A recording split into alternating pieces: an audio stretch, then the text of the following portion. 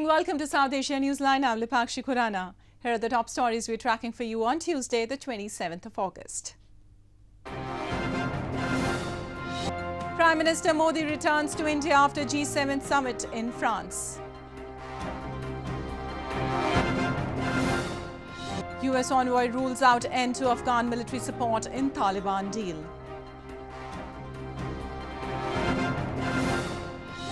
And new Sri Lankan army chief denies allegations of war crimes.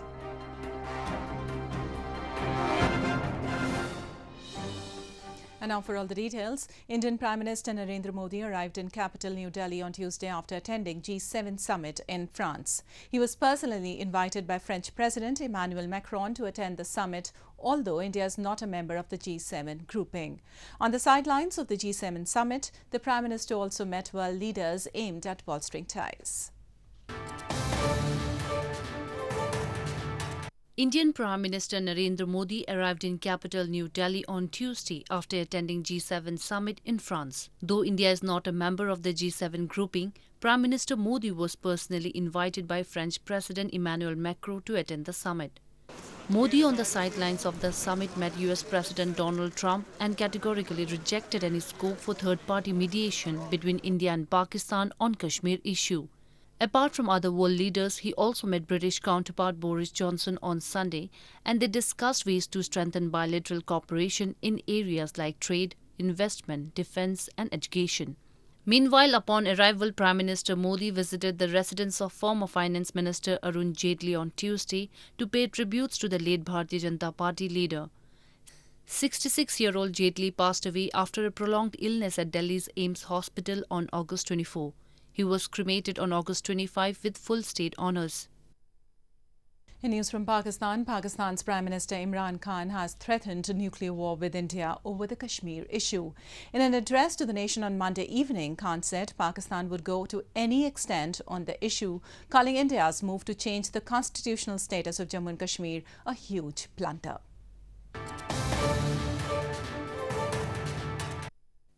Pakistan's Prime Minister Imran Khan has once again threatened nuclear war with India over the issue of Kashmir.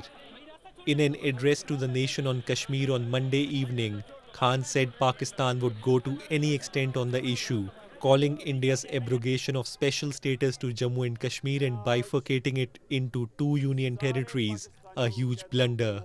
He said United Nations now has a responsibility to ensure that the people of Kashmir have the right to decide their own future. ये अगर मसला जंग की तरफ चला गया तो याद रखें कि न्यूक्लियर हथियार हैं दोनों मुल्कों के पास और जो न्यूक्लियर जंग है वो कोई भी नहीं जीतेगा लेकिन ये नहीं कि यहाँ भी तबाही मचेगी ये दुनिया के ऊपर इसके असर जाएंगे इसलिए जिम्मेदारी आज आलमी कम्युनिटी के ऊपर है बड़े-बड़े जो सुपर पावर्स हैं बड़े मुल्क हैं उनके ऊपर है Khan's statement came after Indian Prime Minister Narendra Modi told US President Donald Trump on Monday on the sidelines of G7 summit in France that there was no space for any country to mediate between the bilateral issues facing India and Pakistan. Modi also met UN Secretary General Antonio Guterres in France on Sunday and told him that Kashmir is an internal matter and no step has been taken that in any manner threatens regional peace. Moving on, residents of Mustang district of Pakistan's Balochistan province have claimed to have been facing an acute water shortage for the past 3 months. They have blamed that despite the dire situation, the authorities have continued to neglect them. Residents of Mastung district of Pakistan's Balochistan province have claimed they have been facing an acute shortage of water. Balochistan has been facing groundwater stress for decades as levels continue to decline due to decreasing rainfall, increasing temperatures, prolonged droughts and a growing number of tube wells. Locals blame despite the dire situation, the issue really catches the attention of the Pakistani government. They believe that poor management is a greater issue than depleting water reserves.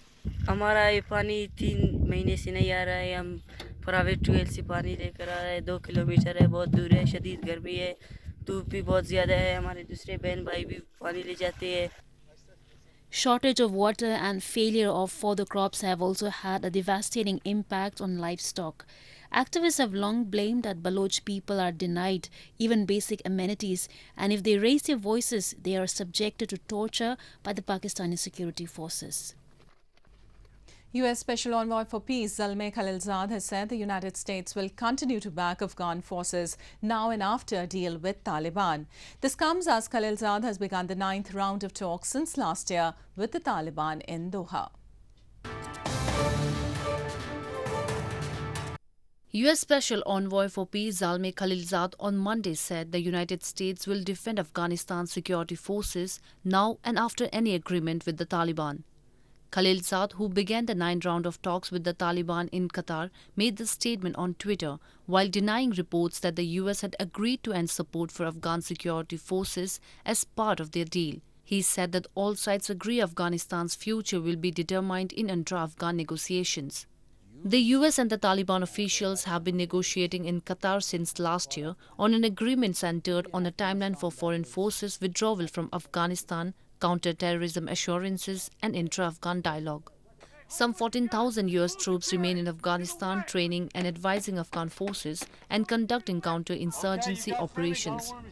About 17,000 troops from NATO allies and partners make up a NATO-led train, advise, assist mission called Resolute Support in Afghanistan. In news from Sri Lanka, Sri Lanka's new army commander has denied that he or his troops violated human rights during the country's 26-year-long war against Tamil Tiger rebels. His appointment had sparked criticism in the island nation and also globally.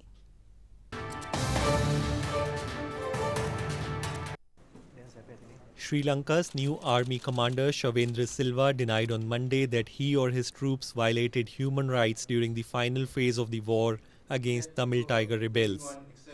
The appointment of 55-year-old Silva, a key military leader during the final phase of the island nation's 26-year-long war, drew flack from the United States, United Nations and local and international civil society groups. Silva told reporters at the Colombo Defense Seminar 2019 that this is not the first time that allegations have been made and that he respects the decision made by the president. Countries can have concerns, of course, due to various reasons. But His Excellency the President has appointed me as the commander of the army. I'm sure he would have considered the requirement of the nation. So I respect and accepted the decision taken by the commander. Following the flack, the government defended the appointment with the foreign ministry saying it was a sovereign decision taken by Sri Lanka's President Maithripala Sirisena. A United Nations panel has accused Silva's army division of suspected extrajudicial executions of unarmed rebels in the final week of the war, which ended in 2009, and systematic torture of people in custody.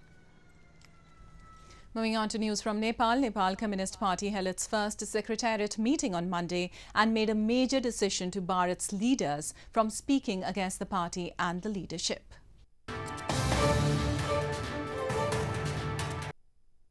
The first ever secretariat meeting of the ruling Nepal Communist Party on Monday made a major decision to bar its leaders from speaking against the party in public. Pushpa Kamal Dahal chaired the secretariat meeting for the first time since the formation of the party last May in absence of Prime Minister KP Sharma Oli.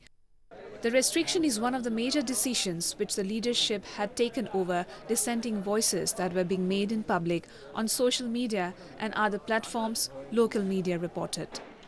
Some leaders of the party claimed the leadership has never allowed them to air their views in party meetings, hence they are forced to raise the issues in public. The Nepal Communist Party was founded in May last year from the unification of the CPN-UML and CPN-Maoist Centre. As part of the merger agreement, the party's ideology will consist of support for a multi-party system in Nepal, while the party itself will remain secular and governed by democratic centralism. However, Nepal Communist Party-led government has been criticized for its intolerant approach. A girl from Rajouri district of India's Jammu and Kashmir has become the first woman from her village to qualify the entrance test to study medicine at AIIMS, the country's premier health institute. She cleared the national level exam in her first attempt without any coaching.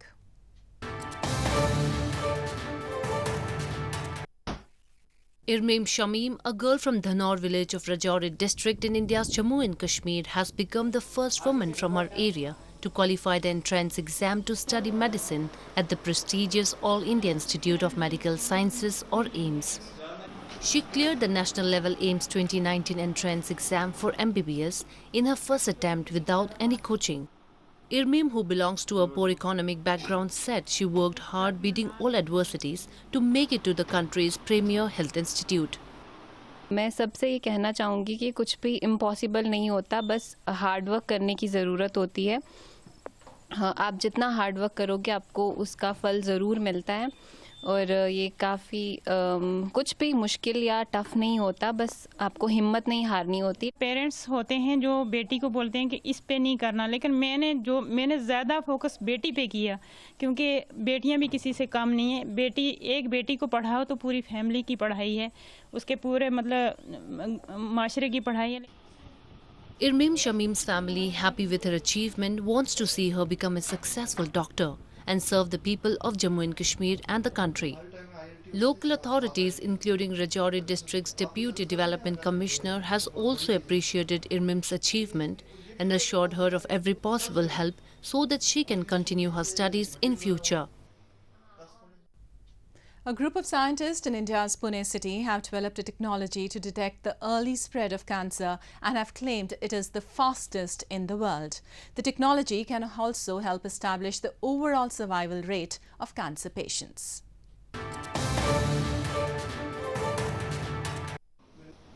A team of scientists from Pune city of India's western Maharashtra province have developed a technology which can detect cancer at an early stage.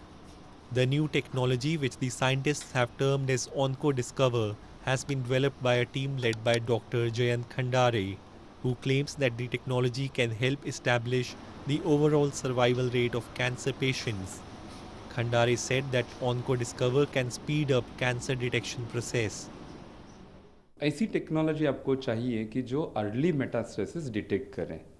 तो early metastasis detect अगर हम कर पाएंगे तो ये 90% जो incidences जो death होते हैं या सर्वाइवल उनका जो बहुत कम होता है, इसको जल्दी डिटेक्ट करके उस पेशेंट को हम अच्छे से ट्रीट किया जा सकता है.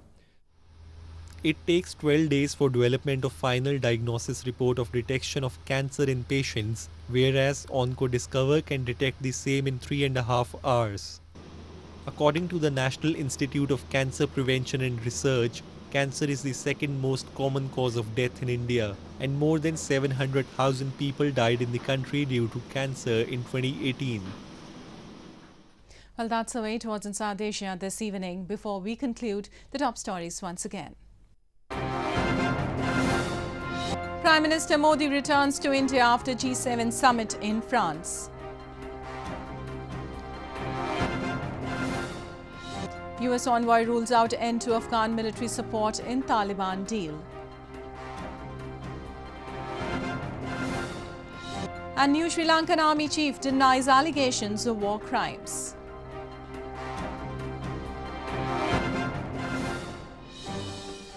Now our viewers can watch the show on SouthAsiaNewsline.com. You can also visit us on Facebook.com/SAsiaNewsline and follow us on Twitter @SAsiaNewsline. That's all in tonight's edition. We'll see you same time tomorrow. Good night.